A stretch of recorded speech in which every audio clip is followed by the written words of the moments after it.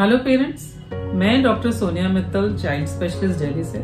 आज मैं एक बहुत कॉमन प्रॉब्लम जो कि पेरेंट्स अक्सर हमारे पास आते हैं उसको डिस्कस करने वाली हूँ, और वो है बेड वेटिंग। बेड वेटिंग मतलब रात को बच्चे का बिस्तर गीला करना। इसको मेडिकल टर्म्स में हम कहते हैं नॉक्टर्नल एन्यूरेसिस। नॉक्टर्नल मतलब रात, एन्यूरेसिस मतलब गीला करना। तो रात को जब बच्चे बिस्तर गीला करते हैं तो उसको हम नॉक्टर्नल एन्यूरेसिस कहते हैं। जनरली इसमें देखा जाता है कि बच्चे एटलीस्ट हफ्ते में 2 बार बिस्तर गीला करते हैं, और ये कांस्टेंट मतलब चलता रहता है एटलीस्ट 3 महीने से ऊपर, तब हम उसको नॉक्टर्नल एन्यूरेसिस कहते हैं। अगर वंस इन अ व्हाइल कभी 3 महीने में एक बार बच्चे का सूसू लीक हो गया तो इसको नॉक्टर्नल एन्यूरेसिस या बेड वेटिंग नहीं कहेंगे। अकेजनल एक्सीडेंट्स को हम बेड वेटिंग नहीं कहते हैं। बेड वेटिंग तब कहेंगे जब हर हफ्ते एटलीस्ट 2 बार बच्चा कर रहा है और लंबे टाइम के लिए कर रहा है। तो ये है बेड वेटिंग की डेफिनेशन। बेड वेटिंग के 2 टाइप्स होते हैं। एक होता है प्राइमरी, जिसमें बच्चा आपका कभी भी सूखा हुआ ही नहीं रात को, मतलब उसने हमेशा बचपन से अभी तक जिस भी एज में आपका बच्चा है वो गीला कर रहा है रात को बिस्तर। एक होता है सेकेंडरी, जिसमें बच्चा पहले ठीक हो गया था, उसने रात को बिस्तर गीला करना बंद कर दिया था और अब दोबारा शुरू हो गया है, और ये गैप कम से कम 6 महीने का होना चाहिए। मतलब आपका बच्चे ने बिस्तर गीला करना एटलीस्ट 6 महीने के लिए बिल्कुल नहीं किया और फिर शुरू हुआ, तो इसको हम सेकेंडरी बेड वेटिंग या सेकेंडरी नॉक्टर्नल एन्यूरेसिस कहते हैं।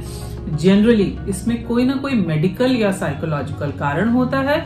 तो अगर आपका बच्चा जिसने पहले बिस्तर पे सूसू करना बंद कर दिया था और फिर से शुरू कर रहा है, तो प्लीज इसका मतलब है आपको डॉक्टर के पास जाना है, बच्चे को पूरी तरीके से इवैल्यूएट कराना है, और वो आपके बच्चे का बेड वेटिंग का कारण को ढूंढेंगे और उस हिसाब से उसका इलाज करेंगे।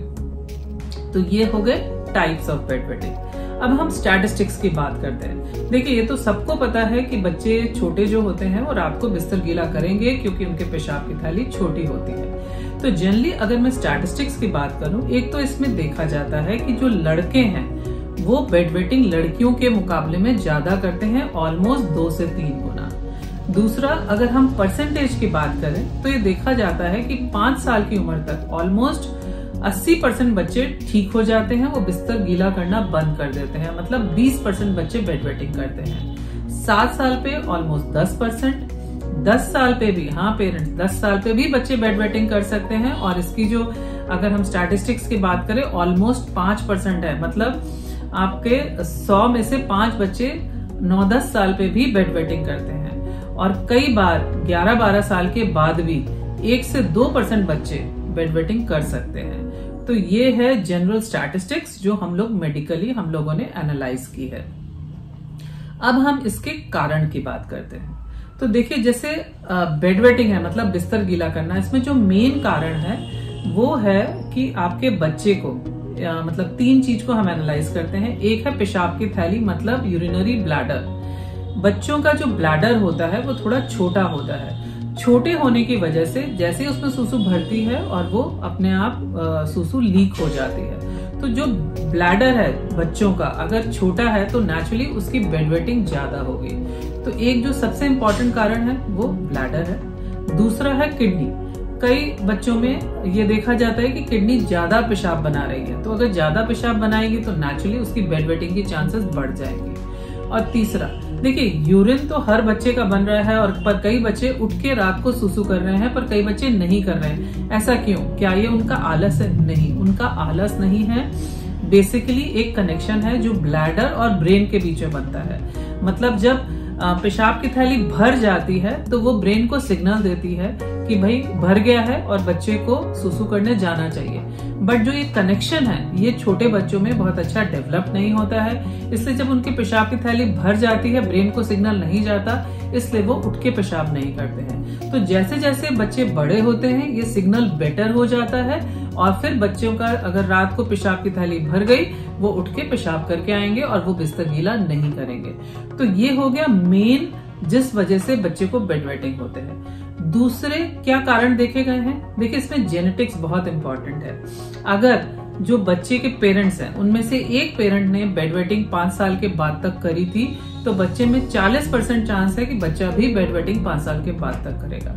अगर दोनों पेरेंट्स बेड वेटिंग करते थे तो बच्चे की जो बेड वेटिंग के चांसेस है वो ऑलमोस्ट 70% हो जाएगी। दूसरा, अगर बच्चे को किसी भी तरह का स्ट्रेस है, बच्चे को नया स्कूल में डाला है, उसके फ्रेंड्स चेंज हो गए हैं, वो जिससे कनेक्टेड था, जिससे प्यार करता था, वो बाई चांस उसकी कोई मेड है या घर के बड़े हैं वो अलग हो गए, या पेरेंट्स में लड़ाई हो रही है, पेरेंट्स का डिवोर्स हो रहा है, या एक पेरेंट्स की डेथ हो जाती है, तो ये बहुत बड़े साइकोलॉजिकल स्ट्रेस होते हैं बच्चे के लिए, जिसकी वजह से बच्चा बेड वेटिंग शुरू कर सकता है अगर नहीं भी कर रहा था, या उसकी बेड वेटिंग बढ़ सकती है। तीसरा, जब बच्चा गहरी नींद में होता है, अगर डीप स्लीप में होता है, तो जैसे मैंने अभी समझाया कि ब्रेन को सिग्नल नहीं जाता है और बच्चा बेड वेट कर देता है। कई बच्चों में देखा गया है जिनको स्नोरिंग होती है या ऑब्स्ट्रक्टिव स्लीप एपनिया होता है, उसमें भी क्योंकि ऑक्सीजन रात में सोते समय स्नोरिंग के टाइम कम हो जाती है, तो अगेन जो ब्रेन को मैसेज है वो कम जाता है और उसकी वजह से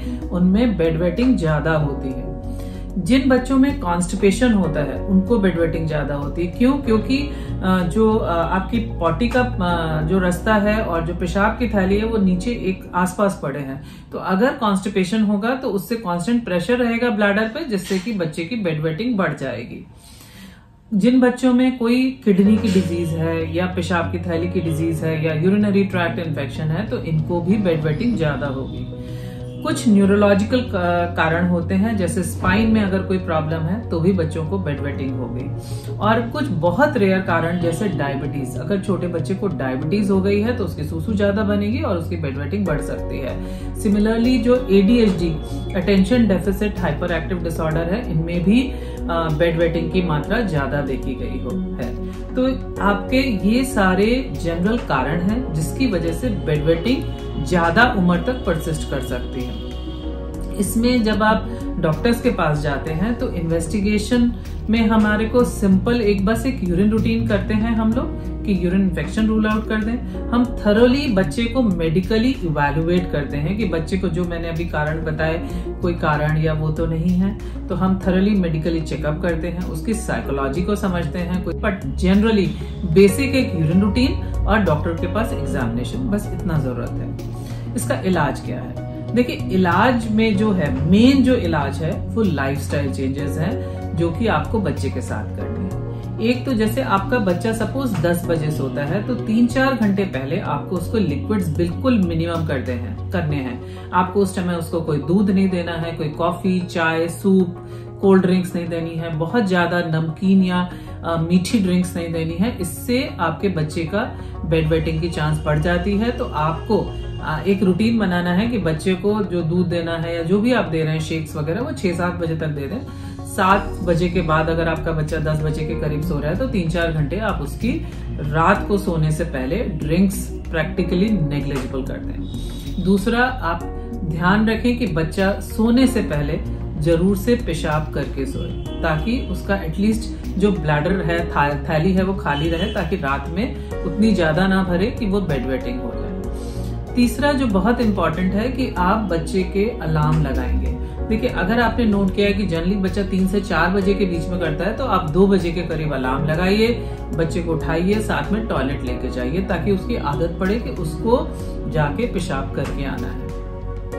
और चौथा जो सबसे इंपॉर्टेंट है वो है ब्लैडर एक्सरसाइज। ब्लैडर एक्सरसाइज क्या होता है? ब्लैडर एक्सरसाइज में हम कहते हैं कि जब बच्चा दिन में जगा हुआ है तो उसको बोलिए कि भाई तू जितना हो सके उतना सूसू रोको। जितना वो सूसू रोकेगा उतना जो पेशाब की थैली है उसकी कैपेसिटी धीरे धीरे बढ़ेगी। बेसिकली पेशाब की थैली को आप एक गुब्बारे से कंपेयर करिए। अगर गुब्बारा छोटा है तो वो जल्दी भरेगा और उसकी सूसू लीक हो जाएगी। तो जैसे जैसे हम कोशिश करेंगे कि उसमें ज्यादा हवा भरे, वैसे वैसे उसका थैली खुलेगी और उसकी पेशाब की जो कैपेसिटी है वो बढ़ जाएगी और बेड वेटिंग कम हो जाएगी। तो दिन में अपने बच्चे को इनकरेज करिए कि वो पेशाब जितना रोक सकता है वो रोके। इससे उसके पेशाब की थैली थोड़ी बड़ी होगी और बेड वेटिंग से वो जल्दी फ्री होगा। देखिए, इसमें मेडिसिन आती हैं, हम लोग दे सकते हैं, पर जनरली इसमें हम अवॉइड करते हैं, क्योंकि जब तक उसका जो बेसिक प्रोसेस है, जो मैंने अभी समझाया कि ब्लैडर का, किडनी का और ब्रेन और ब्लैडर का कनेक्शन का, वो जब तक ठीक नहीं होगा तो कई बार हम देखते हैं मेडिसिन का, हालांकि हम 3 महीने तक का मिनिमम कोर्स देते हैं, पर फिर भी रिलैप्स हो सकता है।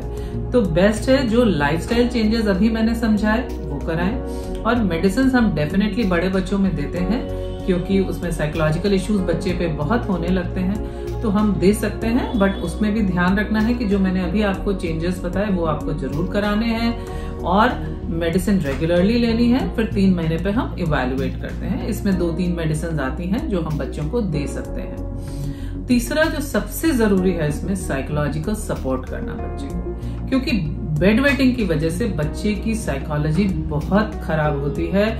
बच्चा बहुत हेल्पलेस, अशेम्ड, मतलब उसको शर्म आती है, वो एम्बैरेस्ड फील करता है। तो प्लीज बच्चे को सपोर्ट करिए, उसको समझाइए कि उसकी गलती नहीं है, बच्चे का इसमें कोई भी प्रॉब्लम नहीं है, ये उसका एक तरह का डेवलपमेंट है जो कई बच्चों में थोड़ा स्लो है, कई बच्चों में फास्ट है। तो एक तो आप कंपेयर नहीं करेंगे, बच्चे को डांटेंगे नहीं, दूसरे रिलेटिव्स या फ्रेंड्स के सामने डिस्कस नहीं करेंगे, और अगर बच्चे को फील हो रहा है, खराब लग रहा है, तो उसको बल्कि आप उल्टा समझाएंगे कि बच्चों का निकल जाता है, ये नॉर्मल है, और जैसे जैसे आप बड़े होगे और इन चीजों का ध्यान रखोगे आप भी ठीक हो जाओगे।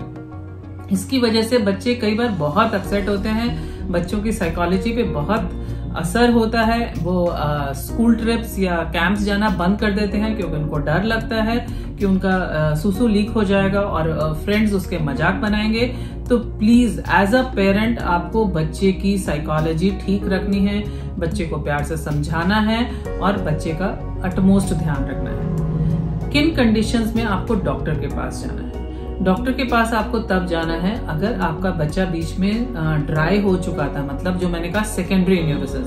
अगर आपका बच्चा बीच में ठीक था और फिर उसको बेड वेटिंग शुरू होती है, तो एक इंडिकेशन है कि आपको अपने बच्चे को पक्का डॉक्टर के पास लेके जाना है। अगर आपका बच्चा बड़ा है, 7-8 साल से ऊपर है, और आपको लग रहा है आपसे कुछ नहीं समझ में आ रहा है, तो इट इज ऑलवेज बेटर कि आप बच्चे को एक बार डॉक्टर को दिखाएं। अगर आपके बच्चे में कोई बीमारी के लक्षण है, चाहे वो यूरिनरी ट्रैक्ट इन्फेक्शन के लक्षण है या कोई और स्पाइनल इश्यूज है या डायबिटीज है, कुछ भी आपको और साथ में बीमारी लगती है, तो आपको डॉक्टर के पास जाना है। और चौथा, अगर आपका बच्चा दिन में जगते हुए 5-6-7 साल से बड़ा है और दिन में भी अक्सर सुसु कर रहा है, रोक नहीं पा रहा है, तो आपको जरूर डॉक्टर के पास जाना है। इसको हम डे टाइम वेटिंग कहते हैं, जो कि एक बिल्कुल इम्पॉर्टेंट पॉइंट है। अगर आपका बच्चा दिन में सुसु कर रहा है खड़े खड़े या खेलते हुए, तो फिर आपको डॉक्टर के पास जाना है। तो पेरेंट्स, ये हो गया बेड वेटिंग का पूरा इन एंड आउट जो आपको समझना है। और सबसे जरूरी है कि आपको ये समझना है कि ये परमानेंट नहीं है। जैसे जैसे आपका बच्चा बड़ा होगा, ये धीरे धीरे आपका बच्चा इस प्रॉब्लम से फ्री हो जाएगा, और उसमें बच्चे की बिल्कुल भी गलती नहीं है। तो आप बच्चे को शेम या पनिश नहीं करेंगे, और बच्चे के साथ बहुत प्यार से बात करेंगे और उसको समझाएंगे, और किसी के साथ ये डिस्कस नहीं करेंगे। अगर आप इन चीजों का ध्यान रखेंगे तो आई एम श्योर आपके बच्चे बेड वेटिंग से जल्दी फ्री होंगे, और आपको और बच्चे को परेशानी नहीं होगी।